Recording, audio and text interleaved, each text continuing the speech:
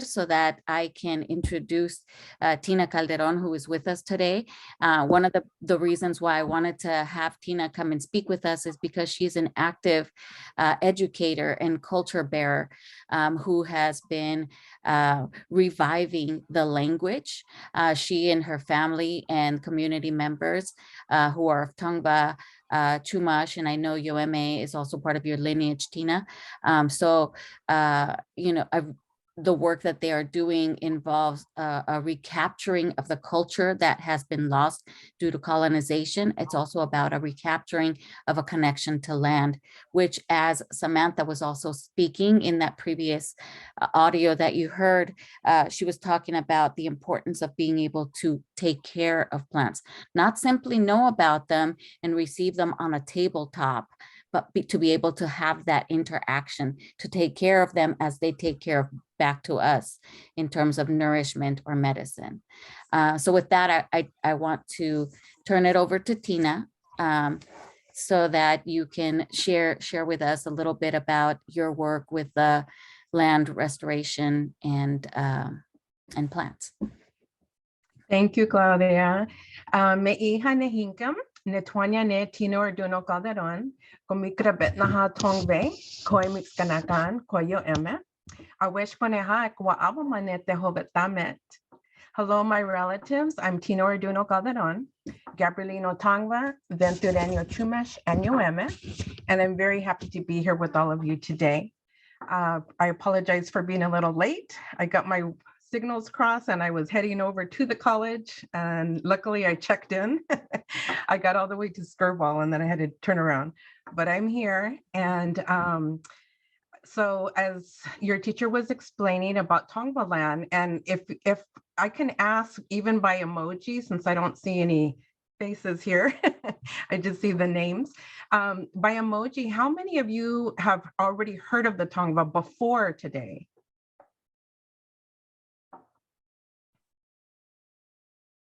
Okay, got a couple here. So what I want to let you know is the Tongva Nation, we're actually many different groups as organized tribes, and our territory is huge. So we never were just one organized tribe. We were always many different villages spread out throughout our entire territory. But I want to give you an idea of how big our territory is, because everybody thinks Los Angeles Basin, and that's not all of our territory. We had villages that went from San Fernando Valley all the way south into Orange County to like Newport Beach, and then east along the Santa Ana River to Corona and Riverside. And we also held the 4 Southern Channel Islands. So if you can imagine this huge territory like this, all along the foothills, and then the islands as well. So our people, we were boat people. So we were coastal, and we were also mountain people, and we were also desert people. So that's how large our territory is. Let's talk about language a little bit. So you heard me introduce myself in my language. The language, we were forbidden to speak it during the mission period. We were forbidden to not only speak our language, but we were forbidden to do our ceremonies, to eat our traditional foods, to dress in our customary way of dressing. Like everything was taken from us. And a lot of people don't realize through the mission system, it was not a beautiful thing. It was basically we were enslaved because we didn't have a choice about whether we lived there or not. They pulled us from our villages, and our job was to, number one, be baptized Catholic, which means they renamed us. We no longer had our Indian name. They would put a Spanish name on us. And then they would teach us how to prepare things for the priests. So we built the missions. We tended to the livestock that they brought. We became vaqueros, riding the horses. We became the people who tended to their crops that they brought over. So that leads into crops that they brought over. Those are the invasives that we talk about today, as everybody is trying to revitalize and rematriate the lands. we have all these plants that came from another place in the world across the sea that are now taking over the native plants. So like the mustard that you see all over the mountain ranges, imagine that instead of that mustard, there should be grasses, native grasses that help the soil. There should be sagebrush. There should be trees. And if you can think, think about the territory where you live and how much concrete there is and how everything is like freeways and roads and traffic. Well, before colonization, all of the major roads that are there today, those were our footpaths. So they made all of the major freeways and heavy roads like Sepulveda and all these different big roads after the people's footpaths. So a lot has changed, and so when we think about the river specifically, because I am a water person, I work for Sacred Places Institute for Indigenous Peoples as the director of Ocean Protectors Program. And I hold advisory positions with many different organizations, and many of them are along the river, all the way from the San Fernando Valley area, all the way down to San Pedro. So I'm the advisor for Altasea, which is a very big company that works around the rights of the ocean and also different kinds of scientific things around the ocean and how we can improve the quality of the water. And why do we need to improve the quality of the water? And that's because of colonization. All those things that have happened are trickling down into the environment. Our waters are suffering, our lands are suffering, the plant life that's supposed to be thriving is not thriving as much as it should be, and that affects the entire environment. Now the insects that feed off of those plants and the animals that feed off of those plants, they don't have enough food, so they have to adapt. They have to learn to eat the foreign stuff that's not really good for them. And so it's just a trickle effect. It affects even the soil, the quality of the soil. So I'm going to kind of give you a lot of information, and then I'm going to stop and see if you have any questions, because it's like a lot of information, but you have to understand that we have like 400 years of colonization and things that have happened since then. Yes. So the things that are important to me, like I said, is being the voice of the water, because in our teachings, water is alive. It's a spirit, and it keeps us alive. Our bodies are mostly water. So no life can thrive without the water. And yet, how do we treat it? We dam up the water flows that come from the mountains and are supposed to flow down to feed all of the life below. We concrete what's called the LA River, the Santa Ana River, the Rio Hondo River. All of these rivers that were our life sources are concreted now, and they control the flow of where it's going. We're not supposed to be controlling nature. Creator put that here, and it's supposed to be thriving. So let's go back a little bit further, before colonization. So our people have been here for millennia. Our stories tell us that we were born here. We have many creation stories that revolve around these territories. And one thing that our people teach us since we're very young is that when humans came into this realm, when we came to live upon the earth, there was already a lot of life sources here. The volcanoes were spewing, and that means the mountains were growing. There was already waters flowing, our earth, our plants, insects, microbes, all this life was teeming.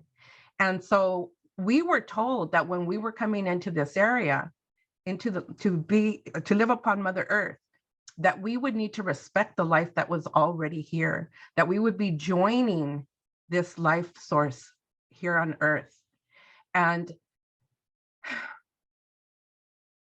our teachings are that we would live amongst all of this beautiful life, but we were not to cause any harm. We were not to alter it. And likewise, we would have to live in reciprocity. And so if some of you may have heard that word, but I don't, the depth of reciprocity is bigger than what you can put in English. Reciprocity means to approach all life in a very careful way, to ask permission before taking anything, to give a gift before taking anything, to take in a way that we don't harm, that we promote new growth, and to never take too much. We don't want to waste. So if we think about it, our people had no need for landfills because we didn't waste and we utilized everything. Everything that came from nature goes back into Mother Earth and recycles. So we didn't have landfills. As a matter of fact, we didn't even have prisons because we took care of, we had laws to live by, and we took care of things as it happened if somebody did something they were not supposed to do. So it was a whole different way of living. But reciprocity was our main law. We had to make sure that we did things in a respectful way. So when the colonizers got here, we read their diaries today. And one of the things that they said was that this was an untouched paradise. Now, I think about it and I say, well, it was like a paradise. We have the perfect weather. We have the ocean, we have the mountains, we have an amazing territory, right? But it's not true that it was untouched. Our people thrived here. Our people took care of the lands. Our people took care of the plant life. So it was not that it was untouched. It's that it was untouched the way they were accustomed. You know, they came here and they started tilling the soil, which kills all the microbes and all of the life in the soil. They would plant things in these pretty little rows. They were clear cutting our trees. So can you imagine like walking from the mountain areas that have all kinds of forest of oak and be able to walk all the way down almost to the ocean in shade because there's that many oak trees? And there's black walnut and there's sycamore and there's all these amazing trees that Creator put here, right? And a lot of those trees and plants, they provide food. So you wouldn't have to worry about packing food because you could eat as you're going on your journey. And that's the way this was supposed to be. That's the way Creator designed it. But now fast forward to what we have today. We have sick waters. They're dirty. There's chemicals that have been pumped into our waters, and that's both ocean and fresh water. We have our lands that are ailing. We have climate issues. We have drought. And all of that is at the hands of humans. So I advocate for water, and I believe that we should take down all of the places that hold our water back, so the dams, right? I realize that we could never take all the concrete out of the river anymore because people live on top of the river. And the whole reason why they started channelizing it is because they were afraid that it would cause harm. And, you know, because there's that water, it has a memory and it has a spirit. And it flows and it doesn't only stay in one little course. When it rains, it swells. Sometimes the course changes. And so if we're living right on top of it, we don't allow it to roll its course. So that's why we'll never be able to totally take out the concrete unless we start moving people away from the rivers. You know, so when we're talking about creating affordable housing, I say we have so many houses that are empty because we can't afford to live in them. Maybe we should start taking people and pushing them into those homes, giving them those homes that are empty anyways. Because when we think about building more, that's one of the biggest ways of wasting water. They waste so much water when they're building, and we definitely don't need more concrete. So there's like solutions that I think us as humans can come up with. But the one thing I do advocate for, and I've spoken to a lot of elected officials, and that is to at least take out the cement from the middle of the river. You already have these sides that will still keep the water from flowing out and harming anybody or harming any buildings. But the bottom of the river, underneath there is soil. And if we allow the water to flow through there, it will go into the water tables, and that will help with the drought situation.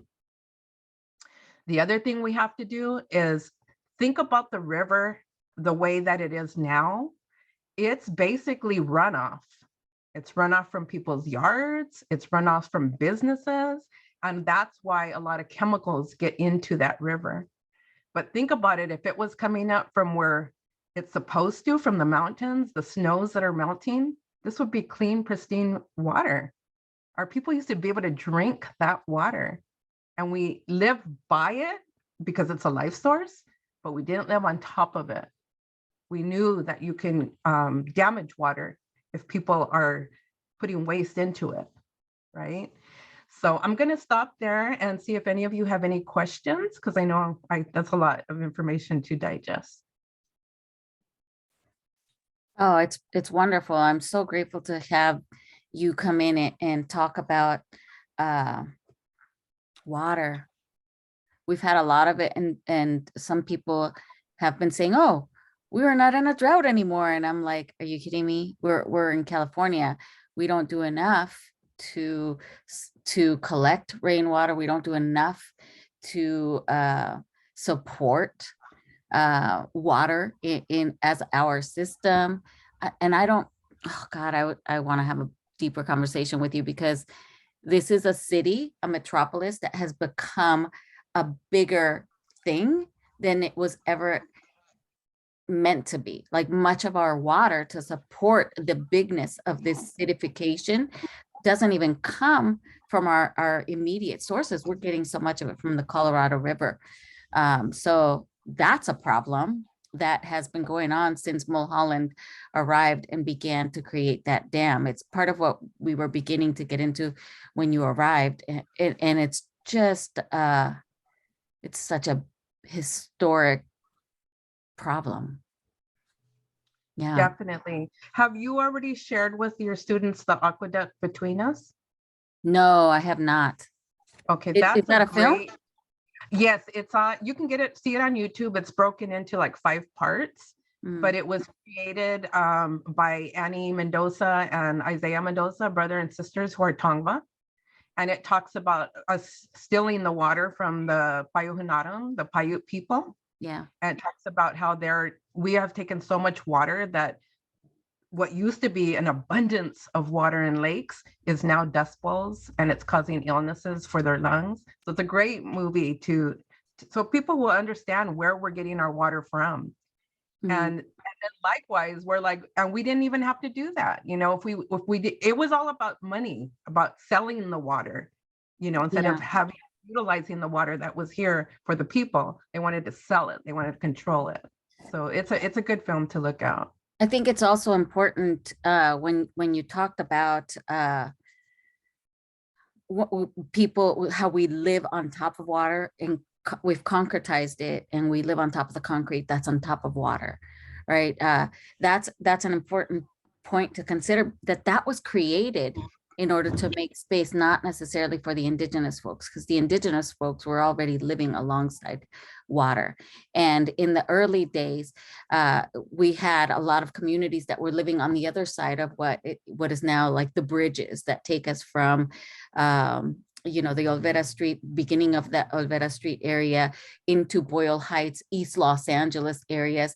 The river was a natural border between this site and then those sites. And it was Anglo interest in that rich soil, which was rich because of the river, that made them desire also to want to get in there and to control the river in order to be able to access that land and create living spaces more for the Anglos, because at that point in those early Mulholland days, the majority of people in that section was the indigenous folks.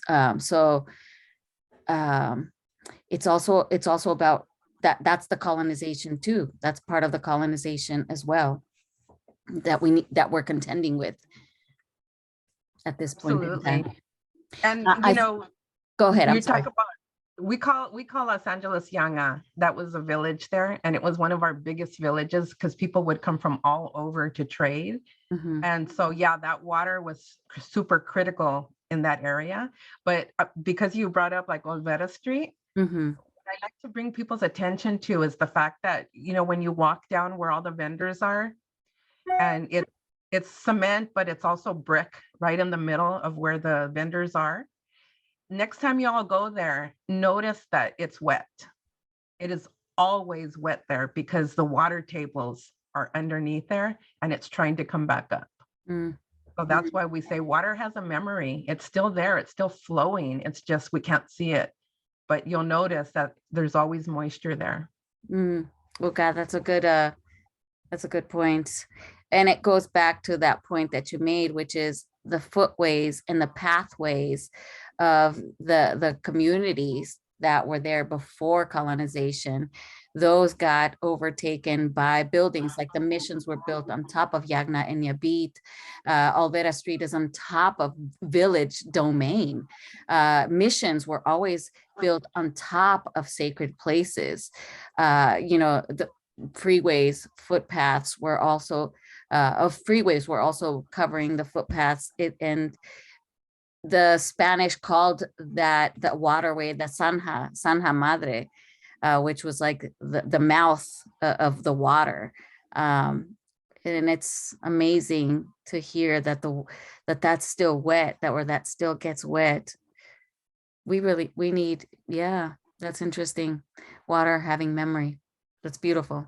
Folks, I want to open this up to you all. I'm sure you've got some things that are really standing out to you from this conversation. You might also be interested in asking, how do we make connections to our little bit of land at Otis College? How do we incorporate some of this information to our little bit of land that we've been given for a garden? Are you making any connections, or do you have any questions that you want to get into while we have the time? There's a question from Zaya, if I can just answer that too. So yes, I work for Sacred Places Institute for Indigenous Peoples. And then I'm an advisor to Alta C, as well as LA River Public Art Project and LA River X. So those are all of the organizations I work with that are along the river the riverway. Well, you are busy, really busy, Tina. It's so great to have you here today. Yeah, I know we are going to focus on the garden. So the other thing I wanted to talk about is the not only the rights of water, which is necessary to grow plants, right? But the rights of the plants themselves. So if our teachings again were that, as I talked about how we came into this realm and we were given strict instructions, also that Creator let the life that was here know that the people were coming, and asked if they could help us to survive. Humans would need a lot of help to survive.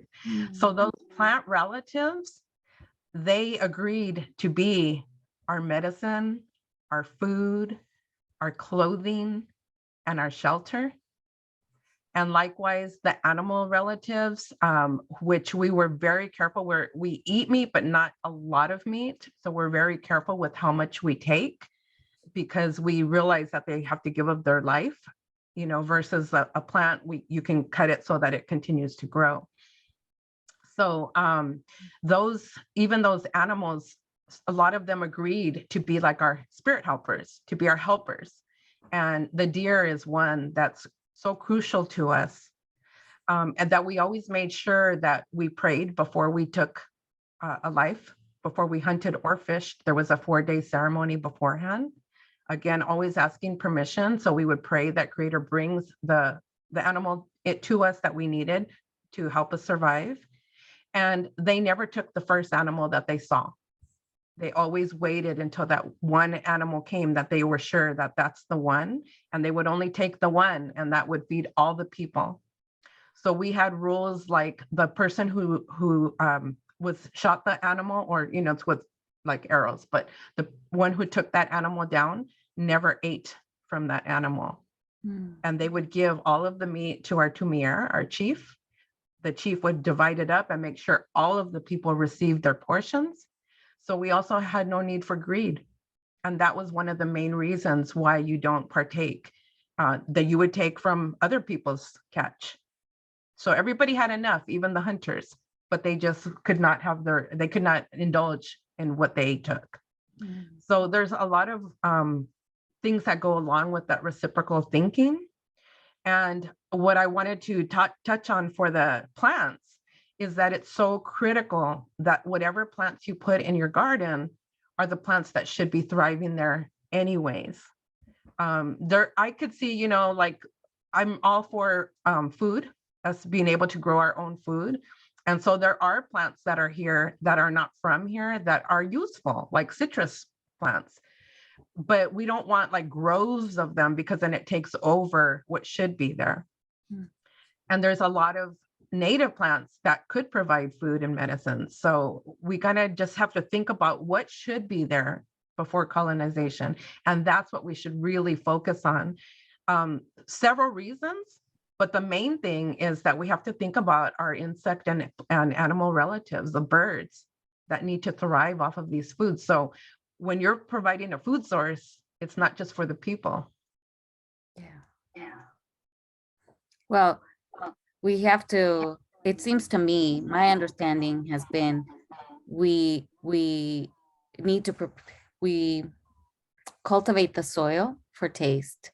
We also cultivate the soil to support the insect life, because without it, we have nothing. So it's that reciprocity that you're talking about. We bring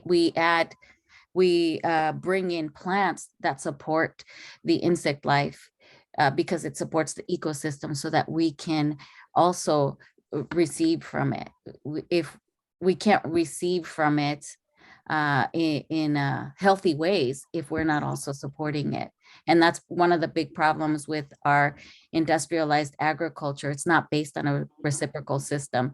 It's based on a creation, a mass production. And so it has taken traditional food like corn, and they've added pesticides into it. We've created this BT corn that's like it's supposed to resist pests, and yet you can't really resist pests, because eventually the pests are going to resist whatever you put in the corn, and so they're going to evolve. And the problem is not solved. The other thing they're doing to the BT corn is they're making it so that it can grow closer together, which is not necessarily the way that corn functioned originally in the most indigenous forms. Corn was a tall kind of grass with a small fruit, and through the interconnection, the reciprocal give and take between the indigenous community, the fruit was cultivated so that it could be bigger and could feed, but yet with a respect for how the plant grows, and with a respect that it grows in company with other plants in order to continue to support the soil and the ecosystem. So within my Mesoamerican tradition, we understand the three sisters, or the four sisters. So it's corn, beans, and squash, and they grow together, and it's a nutritious. But it's also, you've got a corn, you've got the bean that wraps around it, you've got the squash that also wraps around it and takes care down below. And oftentimes you also have chilies that are put around to ward off pests, or marigold flowers to ward off pests. And it's also medicine. Like, these are more reciprocal ways of growing that are not monoculture. It is a biodiverse experience. And it's also, it's a system that doesn't take more from the soil. So it doesn't take more than it gives. So agave, I see the question about agave and aloe. Agave and aloe are medicinal, and within my my Latin American heritage, it has become part of my medicinal practice. However, agave and aloe are not indigenous to this land. Agave and aloe, well, agave, agave, yes, agave, yes. Aloe, no. Aloe comes from Africa. It was brought by way of the Arabic and the African enslavement, and also the heritage through the Spanish. So it's not indigenous to the land. Right. And even the, the beautiful plant relatives you're describing and how they plant them, that's wonderful. But those also were not from here. Those Right. are, from South. Right. So as we're thinking about, but it's a food source. And like you said, it's a very reciprocal way to grow it. So I'm not opposed to any of that, but if we're talking about a garden and you want to keep the plants to this area, I would encourage you all to really do some research of what grew exactly where your location is. Mm-hmm. So we were thinking about visiting the Loyola region and the marshlands to kind of take a look at some of the original plants. But I'm going to say less because I see that we have a hand. So go for it, Morrison. I want to hear more from you all. Well, first off, thank you so much for the presentation. It was really amazing getting to hear some firsthand experience with this tribe. I just kind of wanted to ask, we're bringing up just like kind of this give and take relationship and just having a thoughtful and mindful response to the land that we're on. Just based on your research and just things that you've seen, I know that some of the organizations are working with other colleges. I was reading some stuff that UCLA was trying to do, but just how can we like thoughtfully use the land? Kind of, you were talking about the design aspect, with colonization, like they wanted to plant things in rows. They wanted to have things that were more solid and secure. So how can we create plant items, elements that, kind of move with the land a bit more and not so much the industrial feel? I hope that makes sense, kind of ranted there.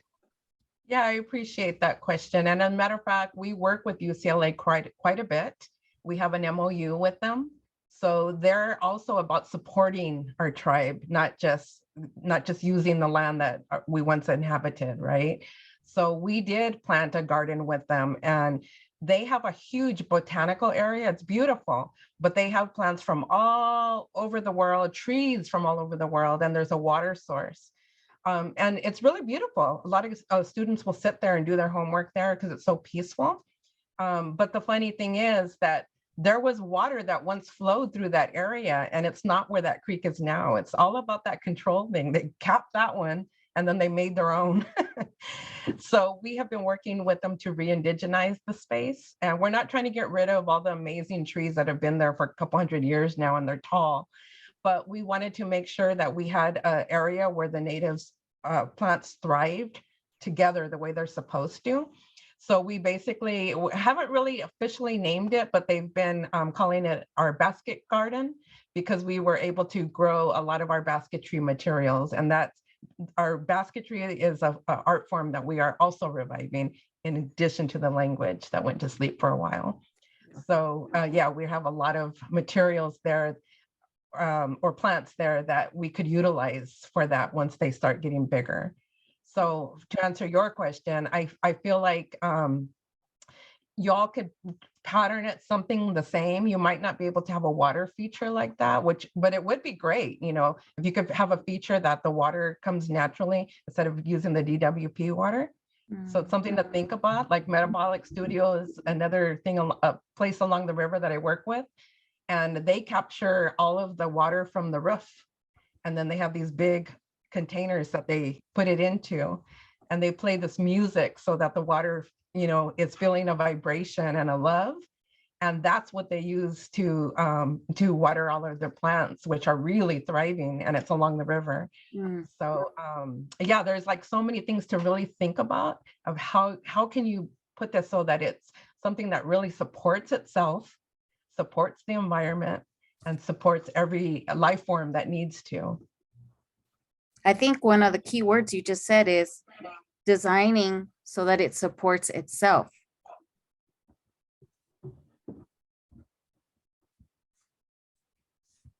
I love that.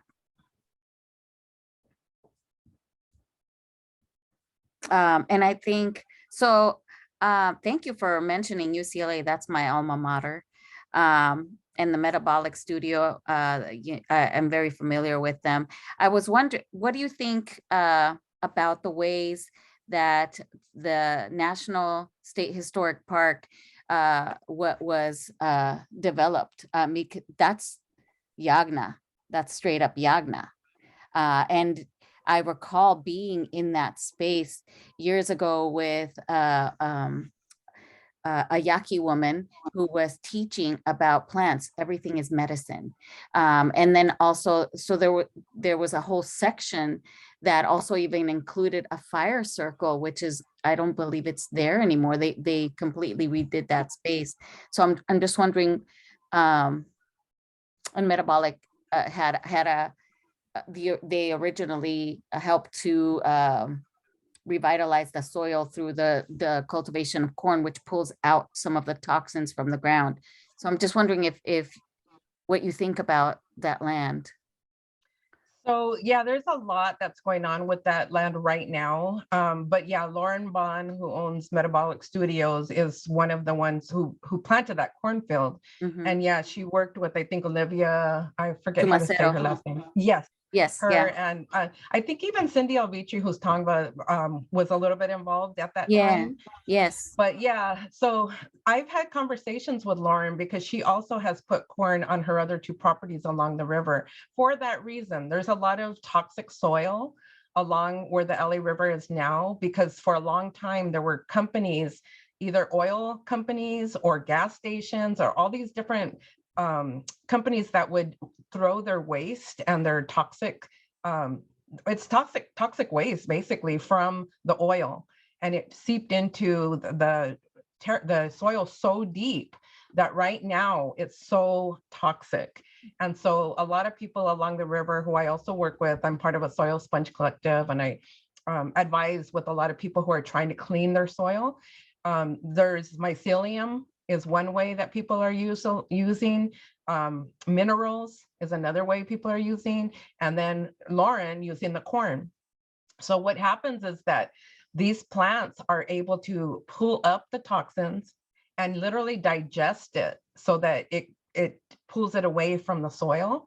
But you can't eat the corn because it's got the toxins inside of it. But what they do is they use the little kernels, which are the seeds, and they redo another crop and they redo another crop. So that was the idea of having a cornfield. But like I said, I talked to Lauren a lot about it because although I think it's a wonderful way to clean the soil, that corn is not indigenous to here. And we also have a lot of plants that do that job. So it's something to really think of. Also, the people that wanted to do the minerals. I said, well, where are you getting the minerals from? How are you harvesting it?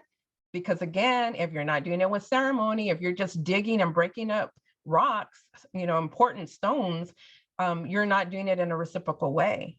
So we actually have had ceremonies at Metabolic and at other places, South Hop Graphics, different places that are doing that soil cleanup to make sure that we're approaching everything in a good way. Can we approach everything in a reciprocal way? I think is another valuable lesson. Approach. I think it's the number one lesson. Folks, is anything else coming up for you all? We're go ahead. I thought somebody was stalking. Don't be shy. Well, sorry, I'll go again, but Oh, I guess the Morrison. biggest thing, just with our school and Otis in general, we have so many international and different cultures that are coming in and giving their perspective. And, you know, we're all kind of teaching each other things that we grew up with.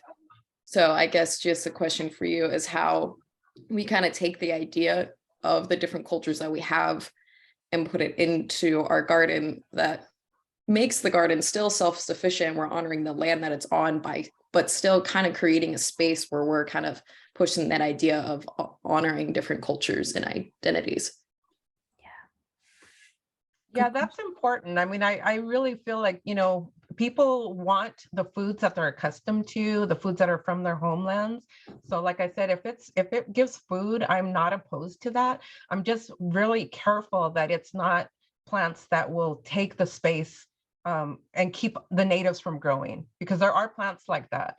We're trying to not only get rid of the mustard, but the castor bean. It takes over and it doesn't allow our native plants to grow. So as long as you know you're able to make sure that the other plants can thrive in the same environment, then I'm not opposed to that. And I saw Martin, or I don't know if it was Martin that you unmuted. I was okay, so it might make me sound rude. But I always wondered when it comes to ceremonial things, especially like when we're working, what is, it's not the fastest way, but like I always want to feel like the job should get done, you know, and the more we have to put with doing other things, it slows the process down.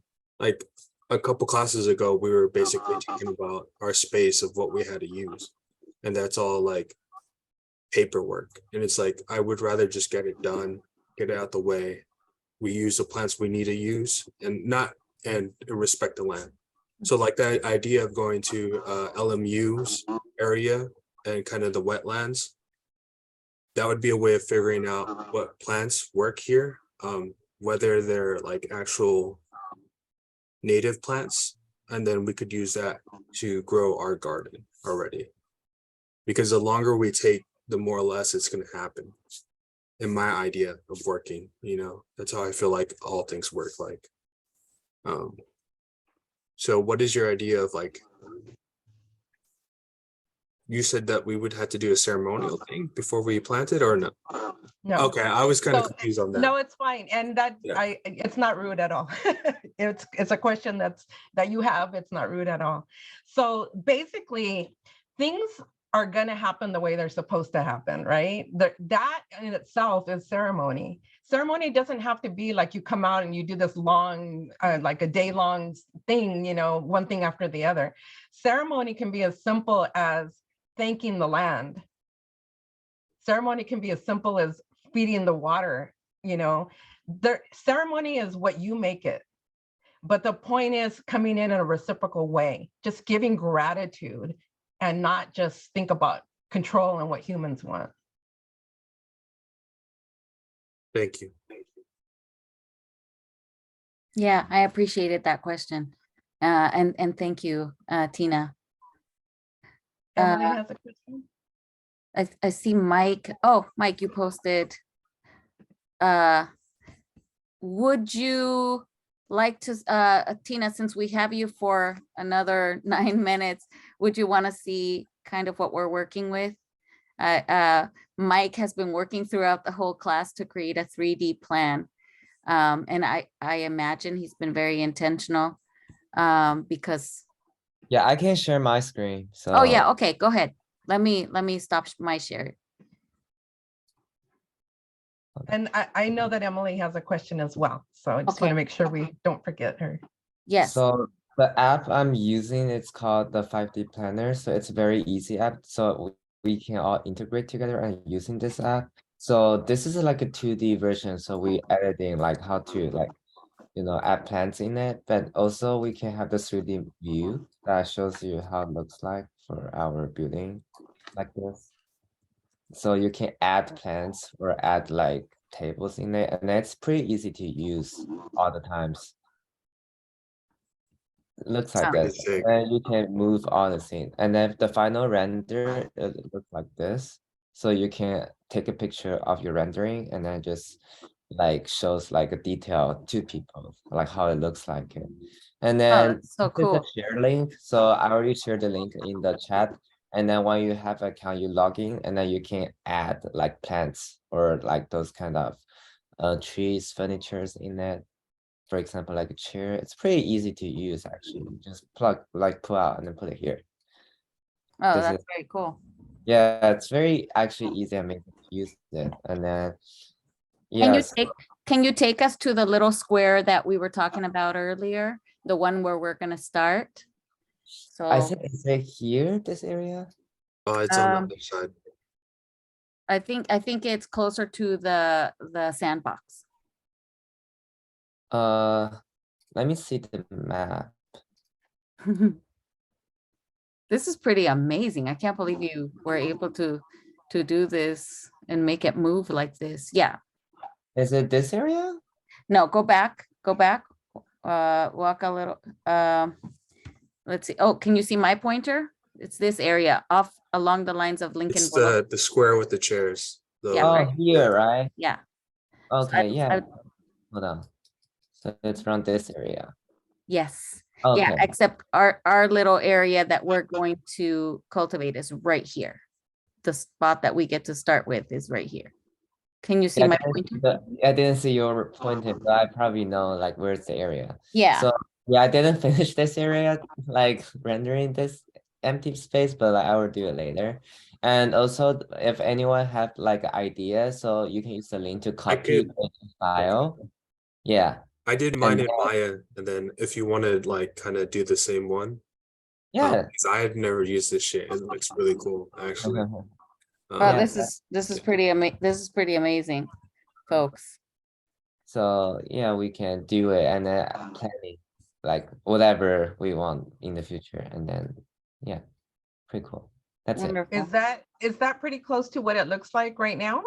I'll show you I'll show you an image of I'm gonna stop that screen real quick so I could show you a picture of what it looks like right now. So what we're looking at is this is along the side of Lincoln Boulevard, and these are the plants that are in the space right now. So we've got these tall grasses that I'm not sure where they're from. I don't think they're California natives. And then we've got these agaves that are gonna be, the facilities management has been, is going to pull them out and replace them to somewhere else in the school. And then the grasses we are going to put in the green bins so that they can be turned into mulch. But then we have this whole space so that we can put seeds in. And so I think, yeah, I think we've got some pretty good direction to start thinking about what plants, what California natives. And one of the things we were approved to do a sensory garden, so focusing more on the healing. And this was based on a poll that students took to identify what would be best for the student community, or what the student community wanted most. At this point in time, the school has concerns about creating a food garden. And also, I think the students, one of the other reasons why students voted to have a sensory garden was they weren't so sure if with the demands of their education, they could keep up and realistically maintain a food garden. So that brought us back to doing something that was more to cultivate healing, to cultivate community, and therefore the sensory garden. So putting in plants that invoke the senses, the five senses. And yeah, so those are the parameters that we're working with. And you know, we were talking also about some of the things we're going to have to address, which is like students there's a smoking area that's close by, and making sure that we create some kind of signage so that students don't litter or add smoke in this area. And so finding a way to cultivate respect for the land. Yeah, respect for the land, respect for the plants that will be there, respect for that as a community space that will be for everyone. Yeah. Well, and the good thing with the California plants is they don't require a lot. They don't require a lot of water. They don't require a lot of upkeep. They're used to being in the nature, you know? Yeah. So just harvesting helps them to continue to grow. And there's beautiful flowers in a lot of our plants. So yeah, I look forward to seeing what y'all decide. Thank you. Could I show mine real quick? Too? Yes, please. Go for it. I mean, Mike is fucking blew mine out of the water, so this shit looks, but like just for like a base mesh in Maya, it was the same idea of talking about like if we make it into like an actual hiking path, you can kind of do this like dirt road. You'll have an area where everybody can sit around nature. And then we could, you know, if the oak tree, again, I moves kind of in and out, but if the oak tree is like an actual tree that is supposed to be here, then you can plant that here. And then we'll have entrances to where, you know, you have tranquil area and then like the rules on the side. And then on this side, it's like the owl box. And if we make like an actual pond, like a natural pond, which I've seen like multiple people do online, because I love watching that stuff. It could be an area for animals to drink water, and then we can actually have like natural insects coming here, kind of like the wetlands. And it all connects it to the sandbox. So then the bureaucrats can still have their area of like showing off our place, but then they can also show this other area, you know. But yeah, I mean, Mike's is way better, but still, like this is the idea I was like modeling. I mean, it's real quick. I'm blown away that the both of you created this during our class time. It's wonderful. Folks, it's 10:59. We have 1 minute left. I don't want to overdo it because Tina is, as you see, she is involved in so many different projects. I don't want to take up more of her time, but I did, Emily, I don't know if you still had something to say, if you wanted to just like conclude with one last thought. Yeah, with the Biona wetlands, I think that'll be really good to do, Okay. especially since it's right by, and then also like, for example, like it's also partially nostalgic because last time I went to that was in elementary school as a field trip. So it'll be neat to see how it changed, but Wonderful. also see, you know, I mean, yeah, how it changed and the plants and stuff like that. I'm going to organize this field trip for us. But for now, I just want to say thank you again, Tina, for joining us. It's been such a wonderful learning experience. You know, I hope that we have an opportunity to meet you in person and to chat with you again. But for now, just thank you so much. Everyone, please join me in like, you know, saying your thanks, whether out loud or with emoticons. That would be nice. And yeah, go ahead. I heard little thank yous. Okay. Folks, please keep an eye out for a message from me that's going to give us an update on the field trip. And please make sure you check the week 5 Nest page on Monday to see what, you know, where we're going to be meeting, how we're going to be meeting for the field trip. It's going to be a good idea to carpool. So if you are able to, if you have a car that can carpool multiple people, let me know via email ASAP. So that way I can at least have a list of like 4 folks who can help drive others. And I have a car that can accommodate at least, I don't know, 4 or 5 people. So, you know, I'm happy to drive a couple of you to the site. So, but let's discuss this. And I'll see you all next week. Thanks so much for class. Thank you all for Martin. having me. Appreciate you all. And yes to Zaya. We're also really super quick. If any of you have heard of IIYCLA,